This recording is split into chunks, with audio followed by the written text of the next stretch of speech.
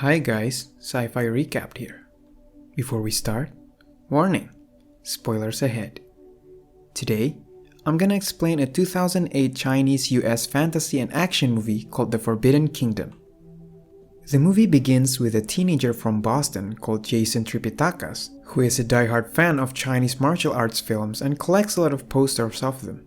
Because of that, he usually goes to a Luyan's pawn shop owned by an old Chinese man, Hop, to buy more movies for his collection.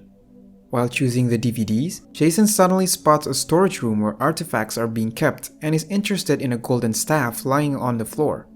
Hop explains that the staff has been there since his grandfather opened that shop, which was 100 years ago. He also adds that his grandfather has been waiting for a man to come pick it up to return it to the rightful owner, but the man never came. Jason recognizes the staff and claims that he has seen it before, but Hop ignores him and escorts him out of the storage room, offering Jason 5 Bruce Lee movies for a very low price. On his way home, Jason passes across several chicks from the school and has a conversation with them. But suddenly, a street gang confronts him and starts bullying him for being a fan of Kung Fu. Realizing that Jason hangs out with Hop, who cashes checks in his pawn shop, the street gang then plans to earn some illegal money by robbing Hop. Later, Jason is forced to knock on the door even though it is late and the shop is closed. Hop allows him to come in because he thinks Jason is going to buy something. The street gang leader starts to harass Hop and asks where he keeps all the money, but he does not answer. When the gang searches for the money, Hop takes the golden staff and hits one of the gang members with it, but unfortunately, the gang leader shoots him in the chest. The dying Hop hands over the staff to Jason and orders him to return it to the rightful owner. The gang chases Jason into the street, then up to the roof. Jason is cornered on the rooftop, and the gang leader is about to pull the trigger when the staff magically yanks Jason away, causing him to fall down and faint. When he wakes up, he finds himself dressing like ancient China people and discovers that he is now in an ancient village in China. A few moments later, armored soldiers arrive at the village and start attacking the people ruthlessly. Jason attempts to run away, but then is spotted by the soldiers and they start chasing him. The soldiers recognize the staff and attempt to take it away from him, but luckily he is saved by Luyan, a drunk man who turns out to be a very skillful fighter. Even in his drunk state, he manages to defeat all the soldiers with his kung fu skills. Magically, this ancient man Luyan understands English and brings Jason away. Luyan tells Jason that he comes through the gate of No Gate because he carries something very special, which is the golden staff. Luyan then reveals a story about the rivalry between the Monkey King and the Jade Warlord. The staff belongs to Monkey King and must be returned to him to end the reign of Jade Warlord. The Monkey King was once unstoppable and managed to defeat all the Jade army. Once every 500 years, the Jade Emperor hosts an event where the elixir of immortality is being shared.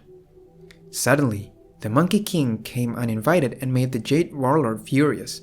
He demanded that the Monkey King bow down to him, but got played instead. The furious Jade Warlord then challenges him to a duel to prove who was the strongest. After several attempts, even after using his magic spells, the Jade Warlord realized that he couldn't beat the Monkey King with his staff. He then tricked the Monkey King to put his staff away and battle him fist against fist.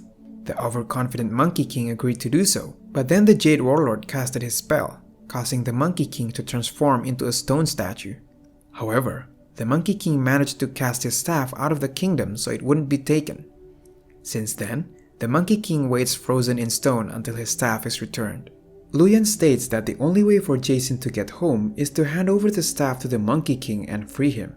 After finishing the story, they are confronted by the soldiers again and are forced to hand the staff over. Jason refuses to obey, so the soldiers attack him. Luyan is the hero again in this fight, but this time, they work together to eliminate the soldiers while Luyan teaches Jason how to use the staff. When they are cornered, a girl called Golden Sparrow helps them, and all of them manage to escape from the army through the forest with the stolen horses. Luyan is not coming with them as the journey to Five Element Mountains crosses deserts, where he can't get any wine there. He claims that wine is his source of power and without it, he is nothing. Not letting Luyan go away, Jason asks Luyan to teach him Kung Fu. He starts his first training by swinging the staff around the grass. On the other side, the Jade Warlord is informed about the staff's appearance in the kingdom area. He then kills the messenger for telling such offending news and orders his soldier to summon the witch to retrieve the staff. The next day, Jason wakes up and cannot find either Luyan or the Golden Sparrow nearby. Suddenly, a monk riding a white horse attacks him and steals the staff. The group chases him and they arrive at a temple. Luyan goes in alone and fights the monk in the temple after being ignored. Turns out that the silent monk is also an unbelievable fighter as his kung fu skills match Luyan's. Both of them attempt to retrieve the staff. Even the monk shows off his praying mantis skill and Luyan fights back with crouching tiger move. After a very long and exhaustive fight, the staff eventually is thrown away and Jason manages to take it back. After the fight, the monk reveals that he is on a mission to find the seeker of the staff and figures out that Jason is the man he has been looking for, which makes him surprised and suddenly laughing like a madman. The monk joins the team and they continue their journey to the mountain. The witch starts to interrogate the shop owner previously visited by Luyan and Jason to find their whereabouts. As they travel to the mountain, Luyan and the monk decide to teach Jason kung fu along the way. But it seems like Jason still needs a lot of practice as he is easily beaten by his teachers. Time flies and Jason keeps practicing very hard in order to be a better version of himself. One day, when the Golden Sparrow is asked about her parents, she reveals that her father was once a government official who opposed the warlord. Because of that, the warlord dispatched his soldiers to eliminate the people who were against him. One of them was her parents. She wants revenge for the death of her parents and all the villages the warlord destroyed.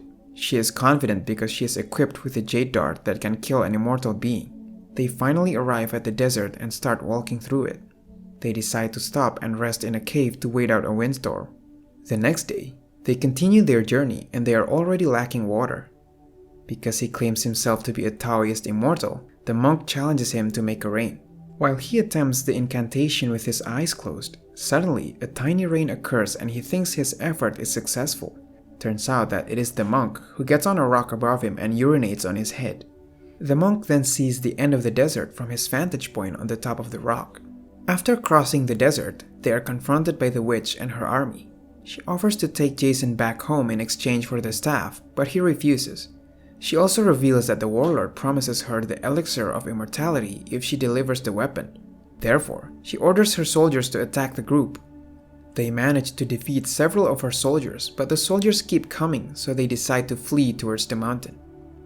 As they escape, the witch fires an arrow which hits Luyan in the back, causing him to fall down from the horse and is badly injured.